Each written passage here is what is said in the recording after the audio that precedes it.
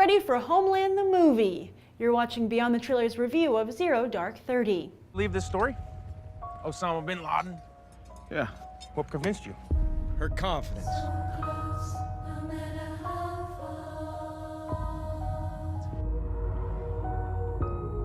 You're on a list. You, of all people, should know that once you're on their list, you never get off. There's a 60% probability he's there. But luckily for Sony, Homeland only averages about 2 to 2.5 million viewers an episode.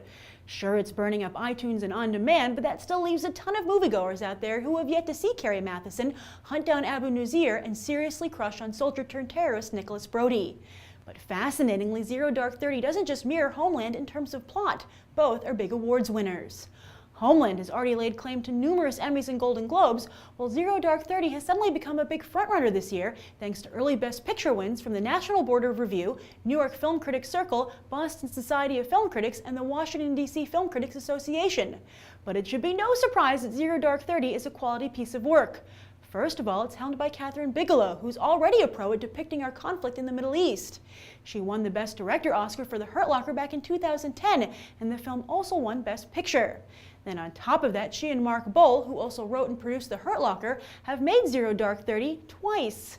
See, they were all set to make a movie about the hunt for Osama bin Laden when, lo and behold, just as they were about to start shooting, we caught the guy. So Bigelow and Bowl had to go back and start again, revisiting all their military and intelligence contacts to tell this new story literally ripped from the headlines. And it was all that groundwork they'd already done that allowed the duo to turn around a film so quickly on a very current event.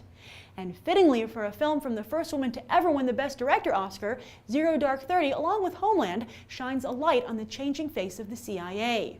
Once a boys' club, the CIA is evolving into an agency where women are not only welcome but thrive. I urge you to check out an interesting article that was recently published on CNN's website, which details this change and theories on why it's happened. It's written by CNN's national security analyst Peter Bergen, who has his own book coming out about the search for bin Laden.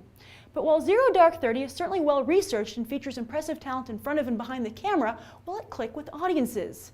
Its trailers have continually played it close to the vest, divulging very little story to draw one in.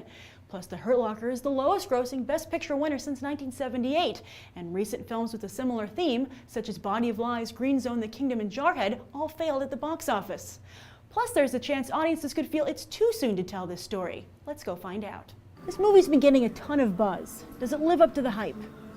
Absolutely. I think so. Oh, really? Yeah, I mean, as far as like a Best Picture contender or just based on the timeliness of its plot. Yes, I wouldn't exactly call it hype. I understand that it would disturb a lot of people from a lot of different political aspects and also from governmental aspects. Yeah, I think it would. Well, what would you say to someone who goes, but I watch the news. I've heard all these stories. Why should they see the movie? Well, I mean, it really, it depicts stories that you've heard, things that I don't think you've heard because so many things are covered up. The news story, they show them how they identify them. Oh, okay. You know, how they did it. Yeah. I don't want to give everything everybody wants to see. But they don't show it here? Yeah, or? they don't. They don't? No, they do not. So which do you feel was the more rewarding experience, the news story or this movie? I think the History Channel show. The History Channel show is a little better? Near the end. There were some points where I felt that the soundtrack took me out of the action a little bit. Most of the performances were very solid.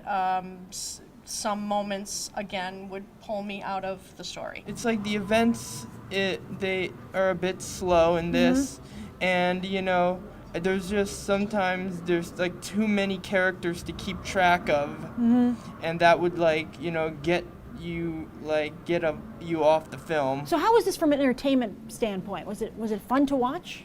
Oh, enticing. It's an educational film. Okay, all right, cool. The reality of the storytelling is what's most riveting to me. Oh, excellent. I think Bigelow is doing some of her best work. I'm amazed that this contends with The Hurt Locker. I mean, after you win Best Picture, Best Director, usually your film sort of decrease a little bit, but she really kept up her game. Well, also there's big deals being made of the fact that it has a female lead, you know, and that women are being more in the CIA. Did you think that she was as compelling as if you had a male lead, or do you think she Makes was? no difference. Somebody has to do the job. Yeah, it's true. I actually think it's kind of normal because she seemed to be the pivotal person that was involved in the story, and so it's obviously it should be told from her perspective. What did you think of Jessica Chastain? How was she was just brilliant. Yeah?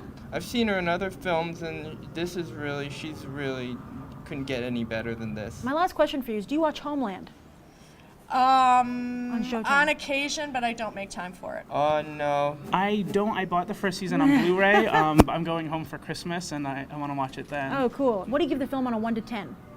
I give it an 8 out of 10. An 8? I give it an 8. 9. I think I'd give it a 9 or a 10. So while audiences agree that Zero Dark 30 is one of the best films of the year, they don't think it's dead on target, overall giving the film an 8.5.